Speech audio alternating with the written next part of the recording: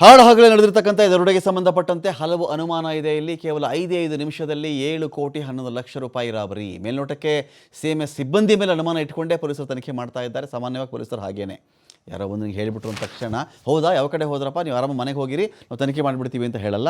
ಮೊದಲು ಅನುಮಾನ ಅಲ್ಲಿಂದ ಶುರುವಾಗುತ್ತೆ. ಕಾರಣ ಸುಮಾರು ವಿಷಯ ಇದೆ ಇಲ್ಲಿ. ಒಂದು, ಇದು ಹಾಡಹಗಲೇ ನಡೆದಿರೋದು.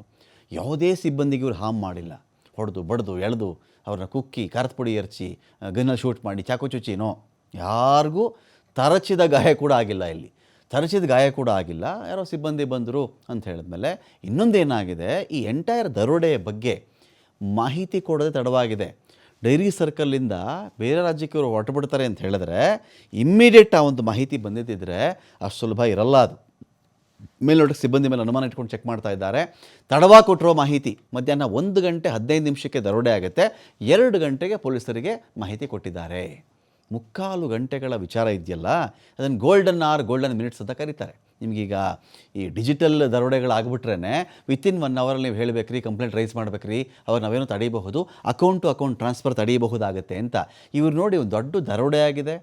ಮಧ್ಯಾಹ್ನ 1:15 ಪೊಲೀಸರಿಗೆ ಮಾಹಿತಿ ಕೊಟ್ಟಿರೋದು ಈ ಮಹಾನುಭಾವರು 2 ಗಂಟೆಗೆ. ಅಂದರೆ ಈ CMS ವಾಹನದಲ್ಲಿ ಬಂದಂತಹ HDFC ಸಾರ್ವಜನಿಕರ ಹಣದ ಸೋಕಾಲ್ಡ್ ರಕ್ಷಕರಿದ್ದಾರಲ್ಲ, ಪಾಪ ಇವರಿಗೆ 3/4 ಗಂಟೆ ಆದಮೇಲೆ ಜ್ಞಾನೋದಯ ಆಗಿರೋದು. ಏನಿದ್ರೆ ಮಾತ್ರ ನುಂಗಿಸಿದ್ರ ಅವರು? ಪೆಪ್ಪರ್ ಸ್ಪ್ರೇ ಹಾಕ್ಬಿಟ್ಟಿದ್ರಾ? ಮತ್ತು ಬರೆಸುವ ಕ್ಲೋರೋಫಾರ್ಮ್ ಏನಾದರೂ ಅವ್ರಿಗೆ ಅದನ್ನು ಮಾಡಿಬಿಟ್ಟಿದ್ರಾ? ನೋ. ತಡವಾಗಿ ಮಾಹಿತಿ ಕೊಡ್ತಾರೆ. ಸಿಬ್ಬಂದಿ ಬಳಿ ಗನ್ ಇದ್ದರೂ ಕೂಡ ಅದನ್ನು ಬಳಸಿಲ್ಲ.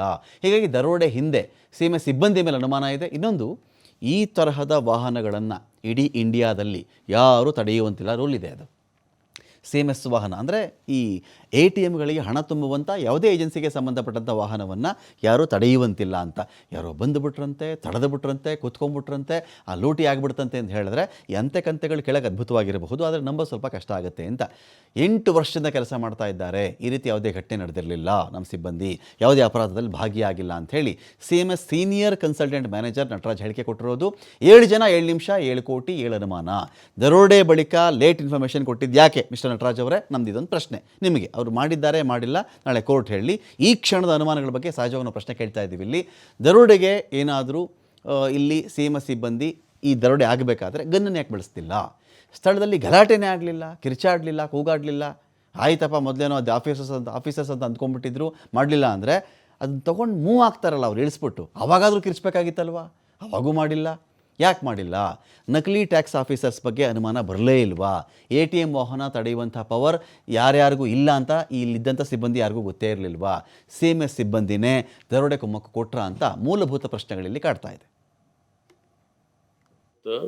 ಮಧ್ಯಾಹ್ನ ನಮ್ಮ ಸೌತ್ ಡಿವಿಷನಲ್ಲಿ JP ನಗರ್, ಸಿದ್ದಾಪುರ ಮತ್ತು ಸುದ್ಗಂಟಪಾಳ್ಯ ಬೇರೆ ಕಡೆಯಿಂದ ಮಾಹಿತಿ ಬಂತು.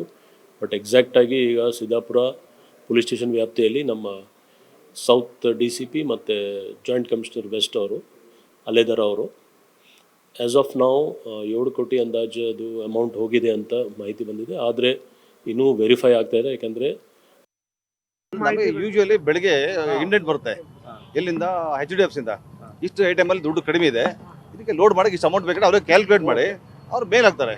ಅದು it is a regular process. ಅದು ಆ ಇಂಡೆಂಟ್ ಪ್ರಕಾರ ನಮ್ಮ ವೆಹಿಕಲ್ ಹೋಗ್ತದೆ, ವೆಹಿಕಲ್ ಗನ್ ಮ್ಯಾನ್ ಹೋಗ್ತಾರೆ, ಅದಕ್ಕೆಲ್ಲ ಪ್ರೊಸೀಜರ್ ಇದೆ. ಪ್ರೊಸೀಜರ್ ಪ್ರಕಾರ 2 ಗನ್ ಮ್ಯಾನ್, ಒಬ್ಬರು ಡ್ರೈವರು ಮತ್ತೊಬ್ರು ಇಬ್ಬರು ಇದ್ದಾರೆ. 3-4 ವರ್ಷದ ಮೇಲೆ ಕೆಲಸ ಮಾಡಿ ಅಲ್ಲಿಂದ ಹೊರಟ್ಮೇಲೆ ಅವರು ಎಲ್ಲಿ ನಮ್ಮ ಅಶೋಕ ಪಿಲ್ಲರ್ ಹತ್ರ ಅಲ್ಲಿಂದ ಫಾಲೋ ಮಾಡ್ತಾ ಬಂದರೆ ಅಲ್ಲಿ ಇಳಿಸಿದ್ದಾರೆ. ಅವ್ರಿಗೆ ನಾವು ರಿಸರ್ವ್ ಬ್ಯಾಂಕ್ ಅಂತ ಹೇಳಿ ಅವ್ರಿಗೇನೋ ಇದು ಮಾಡಿದ್ದಾರೆ. ಅಲ್ಲಿ ಇದ್ದಾರೆ ಎಲ್ಲ ಡ್ರೈವರ್ ಒಬ್ಬರು ಬಿಟ್ಟು ಉಳಿದಾರೆಲ್ಲ ಬೇರೆ ವೆಹಿಕಲ್ ಹಾಕೊಂಡಿದ್ದಾರೆ.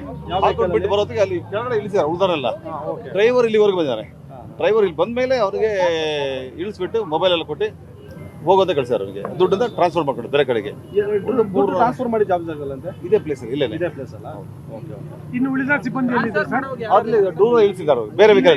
ಬೇರೆ ವೆಹಿಕಲ್ ಕೂತ್ಕೊಂಡು ನಮ್ಮ ಮುಂದೆ ದಿನಾಂಕ ಹತ್ರ ಎದುರುಗಡೆ ಇಳಿಸಿದ್ದಾರೆ, ಇಳಿಸ್ಬಿಟ್ಟಿದ್ದಾರೆ. ಇಳಿಸಿ ಅವ್ರಿಗೆ ದುಡ್ಡು ಕೊಟ್ಟು ರಿಸರ್ವ್ ಬ್ಯಾಂಕ್ ಏನೋ ಹೇಳ್ತಾರೆ. ಕಿತ್ತಿ ಅಲ್ಲಿಂದ ಬರ್ತಿ ಆಮೇಲೆ ಕೊಟ್ಟಿದ್ದಾರೆ. ಇಳಿಸಿ ಈಗ ಬ್ಯಾಂಕ್ ತಗೊಂಡು